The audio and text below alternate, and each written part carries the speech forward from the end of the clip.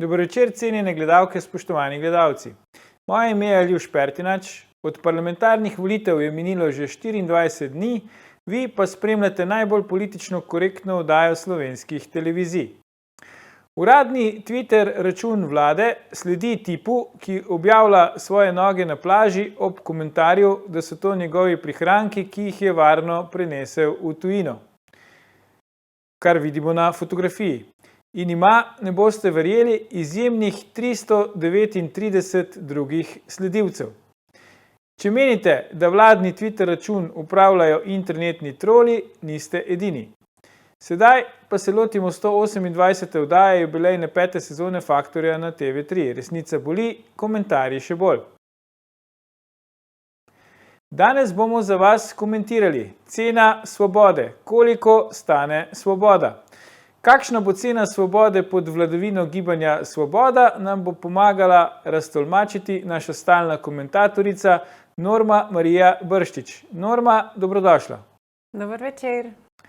Najprej me zanima, zdaj saj po teh prvih izjavah Norma, kandidata za mandatarja oziroma predsednika vlade, dr. Roberta Goloba, saj glede epidemije COVID-a zgleda, da ima bolj liberalna stališča, on osebno, kakor pač so veljala pri nas v Sloveniji. Po drugi strani pa je rekel, da se moramo pripraviti na jesen, ko se bo epidemija verjetno vrnila. Kako zdaj ti na to gledaš? Se pravi, bo po tvoje ta nova vlada prinesla več svobode v narekovajih pri obvladovanju oziroma ukrepih, ki bodo veljali med epidemijo, če se bo ta slučajno ponovila ali ne? Ja, v javnost so dajali zelo različne informacije. Ene, ki so mene recimo osebno zelo razveselile, so bile, da bodo ukrepi časovno omejeni in znanstveno podprti. V tem primeru smo lahko prepričani, da mask pač ne bo treba več nositi, ker znanstveno dokazano ne pomagajo proti širjenju virusa in milejšim boleznim. Tako da, kar se tega tiče, to recimo mene osebno so te maske najbolj motile in tudi se mi zdi, da je za otroke bilo največ škode narejene prav s temi obveznimi maskami v šolah, pa tudi vsi ostali, recimo, ne vem, prodajalke v trgovinah naj bi imeli ves čas masko čez nos in mislim, da če se bodo res držali nekih znanstvenih smernic, in se tega ne bodo šli več naprej, to definitivno korak naprej.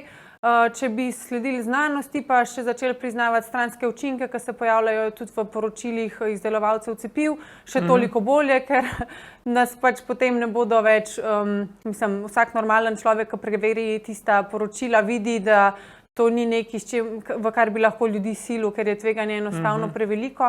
Tako da, če se bodo držali tega, bi bilo super. Tudi švedski model sem slišala, da se je omenjal, se pravi, da gre samo za priporočila. Ljudje se pa potem sami odločajo, v kolikšni meri bodo upoštevali.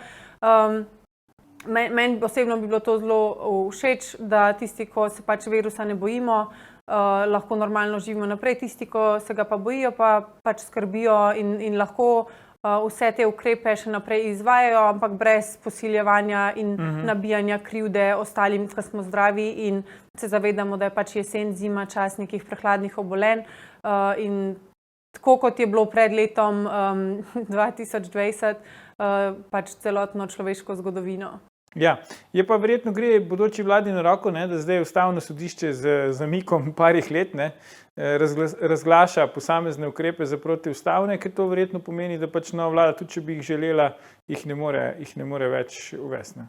Ja, jaz, kakor sem brala to razlago, je, da v bistvu jih lahko še eno leto uporabljajo te ukrepe, potem jih pa ne smejo več, ampak če je načrt tak, da se to še letos uporablja, imajo oni tako rekoč dovoljenje ustavnega sodišča, da to izvajajo, čeprav so v resnici proti, ampak se še vseeno lahko izvaja, kar se mi zdi tudi, da pokaže kakšna farsa je naše sodstvo s takimi butastimi odločitvami. Ja, to je ne tič ne miš, prvič itak razsodijo takrat, ko je že mimo, Itak, trikrat prepozen. Ko ukrep ne velja več in rečejo protiustaven, ampak lahko pa še en cajt opravi. Ja, kakor češ za zdravje, občo blaginjo in neke te floskole, kakršnih je tudi pri kreiranju te koalicijske pogodbe na to, Ja, no vse to, kar bo z epidemijo ali bo ali ne bo, bomo videli pač jeseni, verjetno bomo spet tudi odvisni od tega, kaj se bo po svetu dogajalo, ne dvomim, da bomo mi nek otok ali pa da bomo lahko čisto pluli proti toku, ampak o tem več takrat, ko bo aktualno. Zdaj Norma, ne, sej malo je to hecno, ampak stranki Roberta Goloba se reče Gibanje Svoboda, ne, in pa so kar začeli so s to svobodo, ko bi rekel, tudi uporabljati, da ne rečem zlorabljati ta izraz, ta termin, ne, v smislu pač zdaj pa svoboda in tako naprej in po volitvah bo svoboda in ne vem kaj. Ok, ne, zdaj, Gibanje Svoboda je pač močno zmagali na volitvah, vsa čast, zdaj po tej logiki svoboda, ne. Kako ti zdaj doživljaš to svobodo? Zdaj, res je, niso še de jure na oblasti, niti de facto še niso, no, ampak a ti že kaj čutiš to svobodo zdaj v tem času od volitev ali še ne? Jaz sem začutila svobodo, ko so ukinili PCT. To se mi je zdel en tak prelom, ampak to je bilo daleč pred volitvami, oziroma v predvolilnem času, tako da najbrž so tudi takrat vladajoči računali. To je bil že del svobode, ne? Da bi na ta račun tudi kakšne točke še pobrali. Drugače pa kar spremljam, da nastaja, mislim, me začenja malo skrbeti in tudi glih 1 uro preden sem prišla na oddajo, sva govorili z eno kolegico, ki tudi veliko dela z ljudmi in tudi z podjetniki, in je rekla, da pač ko berejo, kaj imajo v planu, da že načrtujejo selitve podjetij v Italijo, ker višanje davkov in obešanje se na neko lastnino in že obdavčene zadeve se pač vsakmu normalnemu zdi totalno nesprejemljivo, je pa res, da veliko ljudi še spi, pa kakšni mogoče računajo, da mogoče pa ne bo tako hudo. Ampak napovedi, ki se obetajo iz tega, kar zvemo o njihovih usklajevanjih, so milo rečeno grozljive.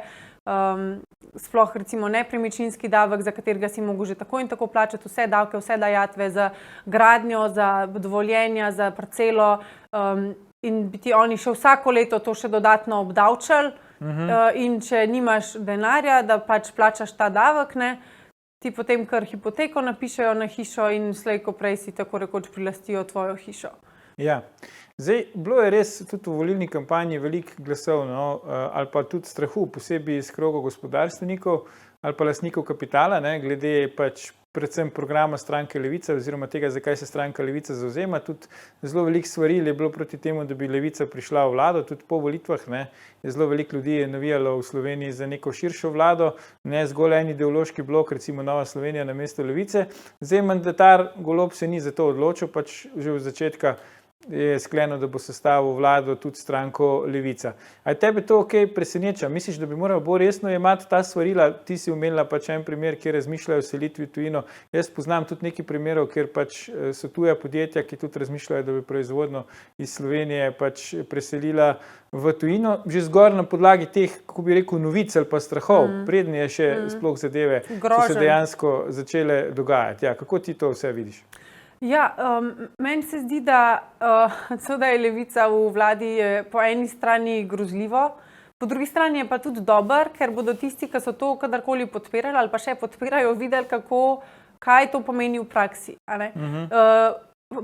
Slogani, blaginja za vse, ne vem, pač vsi ti lepe parole socialistične, kako bomo vsi imeli vsega v obilju, se slišijo dobro, ampak ko pa je treba enkrat prispevati nekaj za to, da se potem to razdeli med vse, pa je malo manj teh podpornikov takih idej.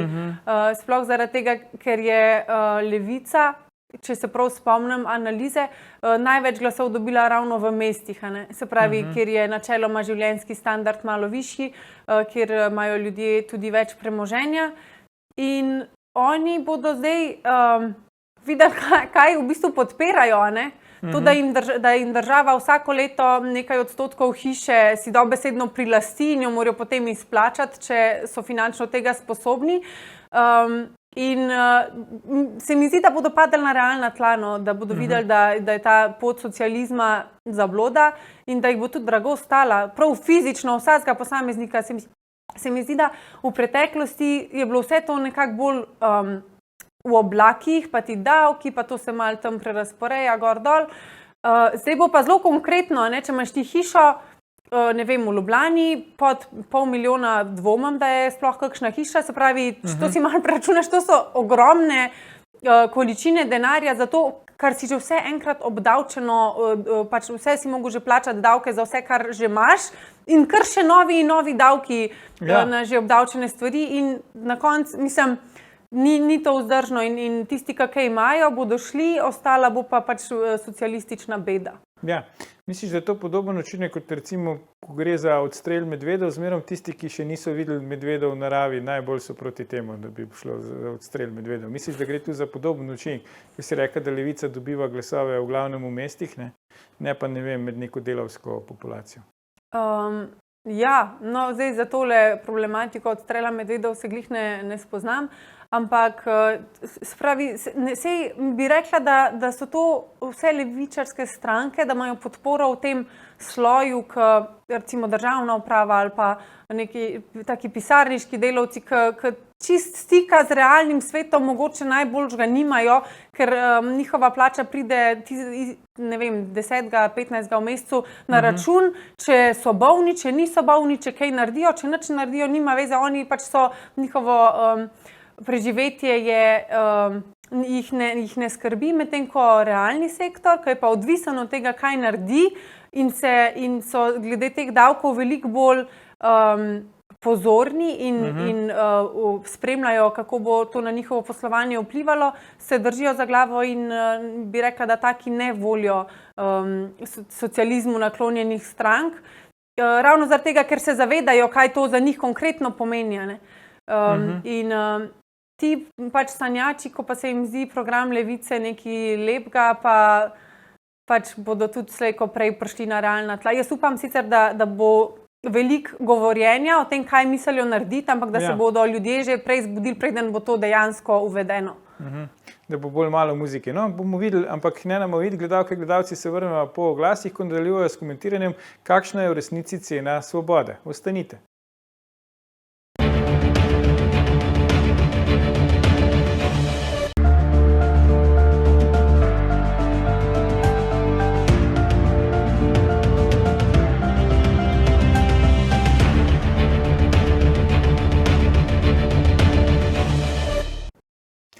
Dobrodošli nazaj.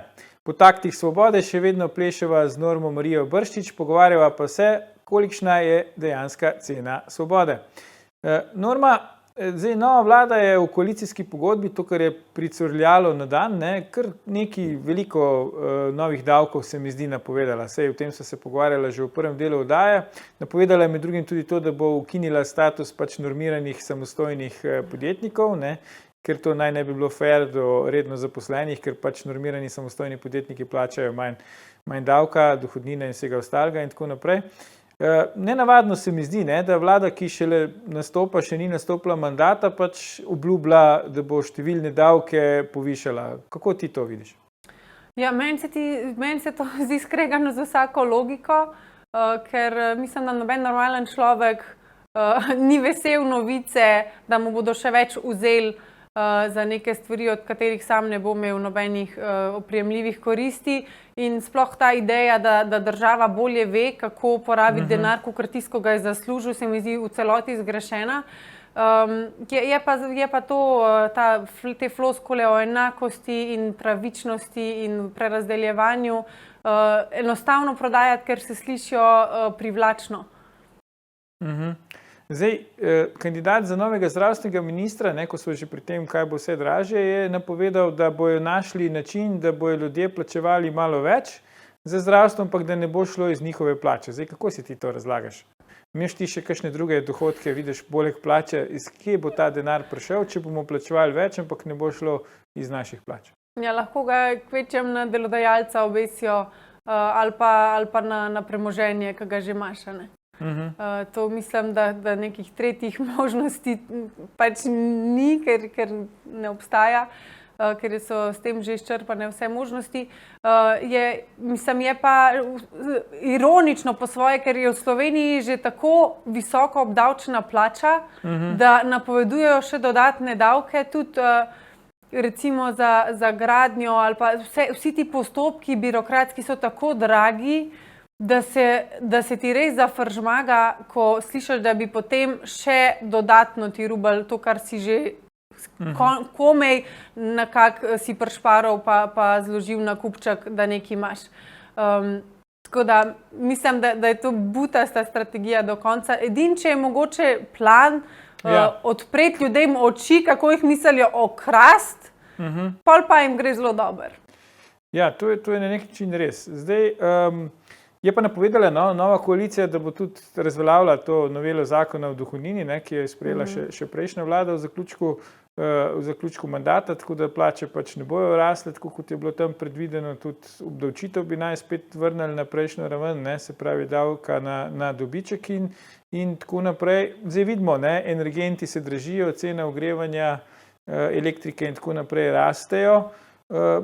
Kako gre to skupaj, da po eni strani pač se nam življenje, tudi cene hrane rastejo, življenje se nam že tako ali tako draži, po drugi strani pa vlada obljublja, da pač bo resno udarila še na prihodke ljudi. Ja, skregano, mislim, v njihovih sporočilih za javnost je toliko neskladnosti, da se res sprašujem, če ni mogoče cilj neka politika absurda, da bodo vse pripeljali do neke točke, da bodo ljudje rekli, pa kaj je z vami narobe, da bo že vsak Slovenc vedel, ker vemo, da Slovenci v splošnem se glih za politiko preveč ne zanimajo, ampak s takimi izjavami, s takimi grožnjami pa se mi zdi, da privabijo v nekem smislu veliko tudi pozornosti na samo politiko, da tudi tisti, ko je načeloma vseeno, vsi so isti, vsi kradejo, imajo tak bolj negativističen odnos do celotne politike, da bodo postali pozorni, kaj te bi nam pa radi še več pokradali, kakor nam že tako in tako. In tudi dejstvo, da želijo zagreniti življenje normiranim samostojnim podjetnikom je, mislim, žaganje vej, na kateri sedimo, kdo bo pa potem proizvajal še kaj. Edini način, ker jaz recimo vidim možnost, da bi prišlo do več te nekih lepih floskul, se pravi, da država pridobi več sredstev, je to, da se neha financirati stvari, ki državi ne koristijo, da se nevladnike pač odreže iz proračuna, da se zdravstvo, da se tam naredi mal pregled, zakaj se po nekajkratnikih cen nabavlja določene artikle v zdravstvo. Jaz mislim, da je tukaj veliko več manevrskega prostora, če bi že želeli povečati oziroma če bi že želeli izboljšati položaj zdravstva. Ni edini način samo to, da ljudem še več vzameš in dodaš v zdravstveno blagajno, ki je itak brez konca, kljub temu, da je bilo že na milijone evrov vrženih v zdravstvo, da bi se čakalne vrste skrajšale in da bi se stvari malo sebi spravile. Je pa res, da bo večino teh dvigov davkov na lastni osebi občutil tudi bodoči predsednik vlade. Ti verjameš, da bo on res pač sprejemal ukrepe, ki bodo recimo njemu podražili življenje, ali pač ima toliko denarja, si ga je do zdaj pridobil, da se za to ne sekira preveč? No, jaz še vedno nisem videla njegove davčne napovedi, mislim, da je še vedno ni predložil. Ampak to za nalaž še ni pokazal. Ja, če bi bil pošten, pa če ne bi imel ničesar skrivati, bi tudi to lahko pokazal. Je pa, bi rekla, saj tako v Sloveniji vemo, da so ti finančni tokovi eni uradni, potem pa so še neuradni, tako da mislim, da on za svoje preživetje se ne boji. Mu je šlo tudi v preteklosti to zadevno, se je kar znašel. In tudi mislim, da njega davki, ki si jih bo tudi sam sebi nakopal, ne skrbijo sploh nič. Možno, da gre tu za to. Dobro, davke smo na nek način obdelala, tudi zdravstvo smo obdelala. Zdaj, ena izmed vročih tem so seveda tudi stanovanja. Zdaj, že prejšnja vlada je imela program izgradnje stanovanj, pa prejšnja opozicija je imela program izgradnje stanovanj, zdajšnja nova vlada napoveduje program izgradnje stanovanj. Ti številke samo rastejo, iz 10 tisoč smo prišli že na 20 tisoč pač novih stanovanj najemniških. Zdaj, kako ti na to recimo gledaš? Misliš, da je to realno izvedljivo, je to tisto, kar Slovenija potrebuje? Imamo sploh prostorske in druge pogoje, da bi zdaj zgradili 20 tisoč novih stanovanj, ker jaz sicer ne spoznam, ampak tako na pamet bi rekel, 20 tisoč stanovanj ni tak mačji kašelj, tudi če gledamo, za koliko recimo nekih blokov za to rabiš. Ja, mislim, da Slovenija, glede na to, meni je ta številka ostala v glavi zapečena od tistih let, ko so računali, koliko beguncev bi Slovenija lahko privabila v svojo deželo in so naračunali, da je prostora v Sloveniji za 18 milijonov ljudi. Tako da, če sklepamo po teh napovedih, je 20.000 stanovanj očitno tudi malca najbrž. Tudi se mi zdi, da prostorsko Slovenija ni prenasičena z poseljenimi območji. Sploh, če bi šli recimo v Sloveniji, je zelo veliko vasi, ki nimajo nobenega prebivalca. Če bi šli v oživljanje teh vasi, to bi bilo to zelo ekološko, ne bi bili tak problem, da se tudi decentralizacija izvaja. Če se zadeve lotaš iz pravega konca, se mi zdi, da bi lahko naredili iz tega lepo zgodbo, ampak kakor se mi zdi, bo šlo za neka stanovanja v okolici Ljubljane, ki bodo po večini namenjena nekim priseljencem. Že zdaj si lahko ogleda, recimo tam na Viču je, oziroma tam dol na Dolgem mostu, recimo, kjer sem jaz nekaj časa stanovala, smo šli enkrat na sprehod in so rekli, ja, to so pa ta državna stanovanja in pogledaš nobenega slovenskega primka in s takim tempom raznarodovanja Slovenije, financiranja nekih tujcev, da pod realnimi cenami stanujejo, pri nas jih še financiraš in zalagaš z obilnimi socialnimi podporami, je pa to strel v koleno.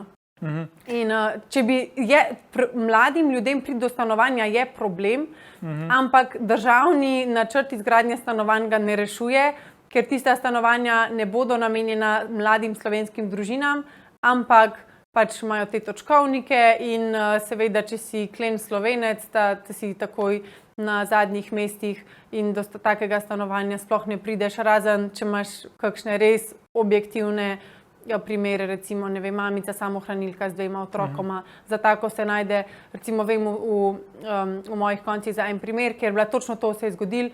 Mamica je ostala z 2 punčkama sama, starši se niso dobro razumeli in dali so ji 12 kvadratov veliko stanovanje. To je za Slovence, za tujce bi pa se najdel pa taka sodobna, lepa, ali pa za migrante, to so bile tudi, so zakrožile že zgodbe, kako imajo lepo LCD televizorje, neke super duper steklo-keramične plošče in opremo stanovanja. Za take pa imamo, za Slovence pa je najslabše dovolj dobro. To ne vem, če je to, da si Slovenc res izločilni pogoj, da prideš do državnega stanovanja. Verjamem pa, da je tle itak, bi rekel, pač nerešljiva uganka v smislu, da če pač bojo najemnine zelo nizke, tako da bi tudi mladi lahko pač prišli ali pa si privoščili to plačevati, zadeva ne bo rentabilna, če pa ne bojo nizke, pa mladi pač ne bojo imeli po večini dosti denarja, da bi si to lahko privoščili.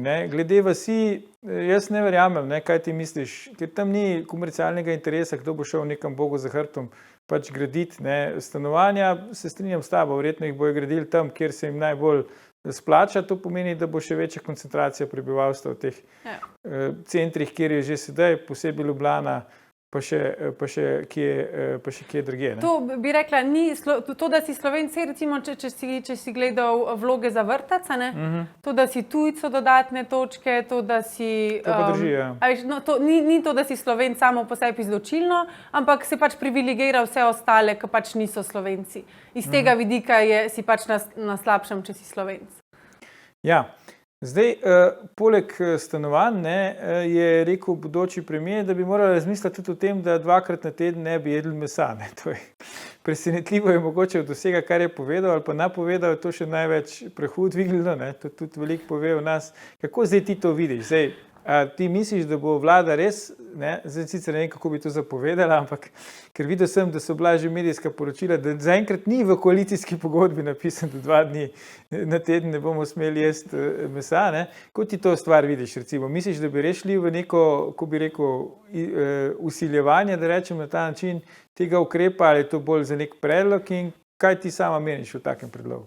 Mislim, da je to čist po sami naravi obnašanja kupcev tako rekoč nemogoče, ker tudi recimo hipotetično, če vsak človek v Sloveniji trenutno na dan poje 100 gramov mesa in ga na teden, torej 700 gramov, si bo lahko prerasporedil, da bo pač recimo tiste 2 dni, ko naj ne bi jedel mesa, pač bo pa na nek drug dan dvojno dozo pojedel, pa bo pač v končni fazi poraba kljub temu enaka. Isto se mi zdi, da če bi omejili, ne vem, prodajo mesa na 2 dni, pač ob 2 dneh, se pravi, da se, ne vem, ob 2 dneh ne sme prodajati mesa, da bi pač ljudje prej ali pa kasneje kupili tisto, kar so mislili tako in tako kupiti. Tudi dvomim, mislim, ne vidim načina, kako bodo gledali v naše krožnike, kdaj boš ti pol dejansko skuhal tisto klobaso, naprimer, ali pa si pač spekel nek zrezek. Ja, kdo bo to nadziral? Kako, mislim, razen če ne mislijo uvesti nekega totalnega nadzora. Mestna policija. Če ne mislijo nekega totalnega nadzora s kamero v vsako kuhinjo ali pa ne vem kaj, pa še v tem primeru bi pač, če bi hotel, bi se tudi lahko si pač tisto salamo v kruh skril nekam, pa pač pojedel sendvič. Tako da to se mi zdi v splošnem neizvedljivo.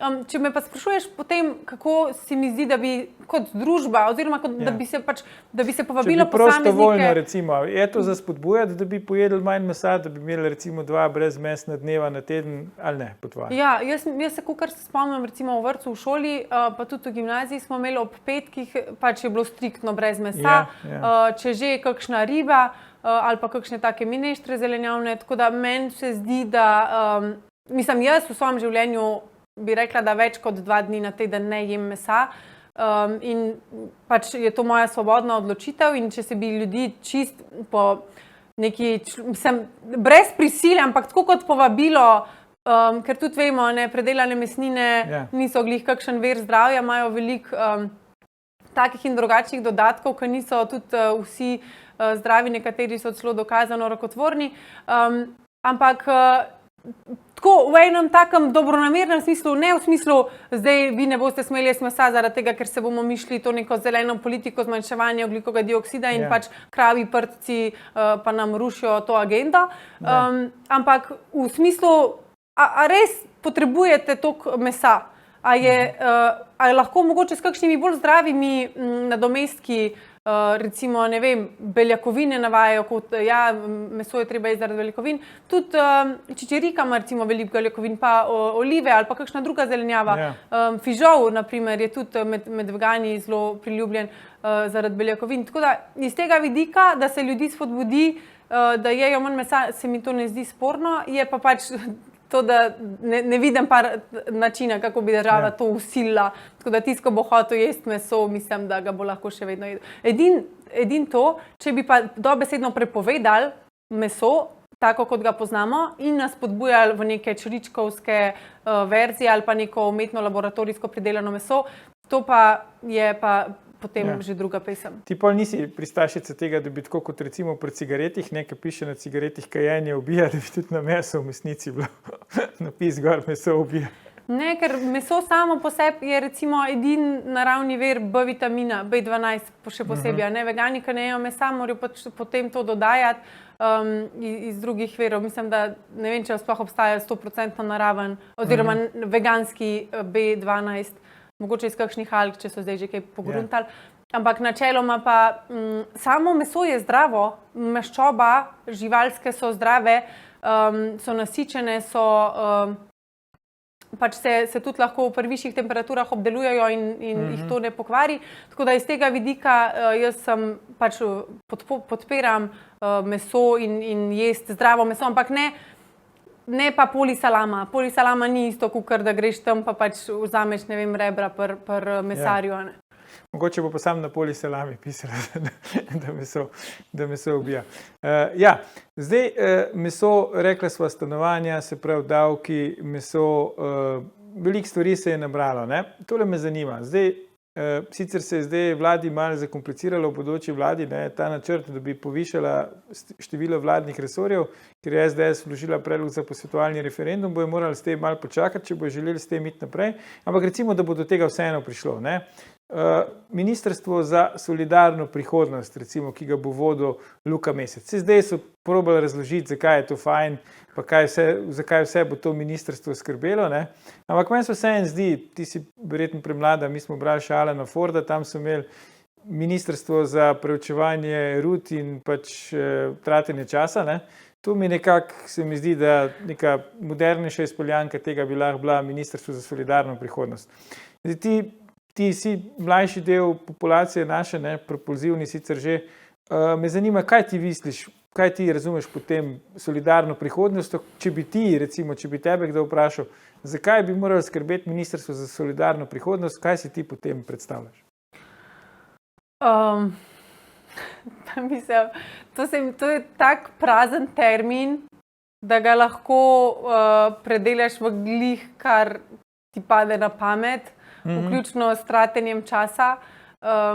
Bi si želela, da bi bilo to nekaj, kar bi temeljilo na resnični solidarnosti med ljudmi, da bi ljudje med sabo postali bolj solidarni, da bi, ne vem, starejšim gospem več ljudi pomagali nositi njihove težke vrečke, da bi mamici z otrokom več ljudi odstopali mesto na avtobusu, da bi šlo res za to konkretno solidarnost, ne to solidarnost pod pretvezo jemanja tistim, ki imajo, in dajanja tistim, ki nimajo. S tem, da se sploh ne upošteva, koliko je kdo sposoben in koliko kdo dela in kdo je pripravljen delati in kdo pač res ne more in ali ne želi.